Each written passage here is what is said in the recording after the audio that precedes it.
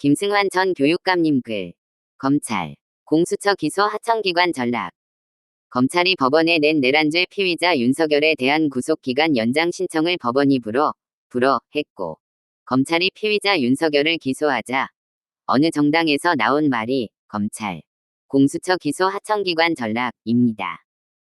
공수처법 제26조 제1항은 공수처가 수사한 사건과 관련하여 기소권은 공수처에 주지 않고 검찰, 정확하게는 서울중앙지방검찰청에 주고 있습니다.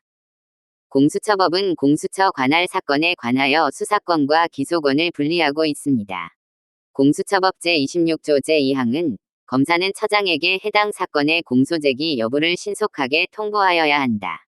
라고 규정하고 있습니다. 이 조항에서의 검사란 서울중앙지검 검사를 가리키고 처장이란 공수처장을 말합니다. 국회는 바로 여기에서 문제의 소지를 남겨놓은 것입니다. 공수처와 검찰 사이의 권한의 경계를 위문의 여지없이 명확하게 만들어 놓았어야 합니다. 고위공직자 범죄의 경우 수사권은 공수처에, 기소권은 검찰에 주되, 검찰은 공수처로부터 넘겨받은 고위공직자 범죄에 대해서는 재량 판단의 여지 없이 기소하도록 했어야 합니다. 아니면 공수처가 관할하는 사건에 한해서는 공수처의 수사권과 기소권 모두를 줬어야 합니다.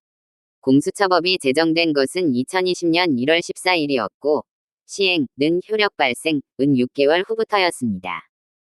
공수처법이 제정되고 시행되던 때는 문재인 정권 시절이고 당시 여당은 민주당이었습니다. 다른 유력 정당과 마찬가지로 민주당 내에도 검찰 출신 국회의원들이 많이 있습니다. 그 사람들이 한 일이 무엇인지 극히 의심스럽기만 합니다. 아니면 자신들의 친청인 검찰을 배려했을 수도 있습니다. 너무 섭섭하게 생각하지 마라. 공수처가 수사권을 행사하더라도 실제로 공소 제기를 할 것인지 여부, 즉 선택권은 검찰이 그대로 갖도록 할게. 라는 배려입니다. 다시 앞으로 돌아가서 검찰, 공수처 기소 하청기관 전락. 이 말이 사실이라면 누가 검찰을 이런 상황으로 몰아 넣었습니까? 주범은 바로 서로 주거니 받거니 하면서 정치 권력을 행사하는 권력자와 정치인 당신들입니다. 어느 정당이든 마치 스테레오 테이프 틀어 놓듯이 똑같은 말을 합니다.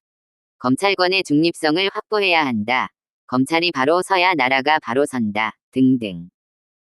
그들은 앞에서는 검찰 정의를 부르짖고 돌아서서는 검찰을 정치적으로 이용해 먹는 일에 집중합니다. 검찰개혁의 핵심은 검찰이 국민의 신뢰와 존중을 받을 수 있는 시스템을 탄탄하게 구축하는 것입니다. 검사에게 법관과 동등한 수준의 독립성을 부여할 수는 없다 하더라도 그에 준하는 힘을 보장해 줘야 합니다. 그것은 수사검사가 수사한 결과에 명백하고 중대한 하자가 없는 한 수사검사의 수사권을 존중해서 기소하도록 해야 합니다. 수사검사의 수사권에 불법적으로 그리고 부당하게 개입하는 상위 검사의 수사 개입은 직권남용, 권리행사방해죄로 엄중하게 형사처벌을 받도록 해야 합니다.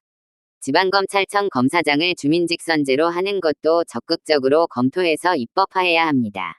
지방검사장 주민직선제는 검찰권을 약화시키는 것이 목적이 아니라 강화시키는 것이 목적입니다. 관련 법률 조문. 공수처법 제26조 제1항 고위공직자범죄수사처 검사는 고위공직자범죄 등에 관한 수사를 한 때에는 관계서류와 증거물을 지체 없이 서울중앙지방검찰청 소속 검사에게 송부하여야 합니다.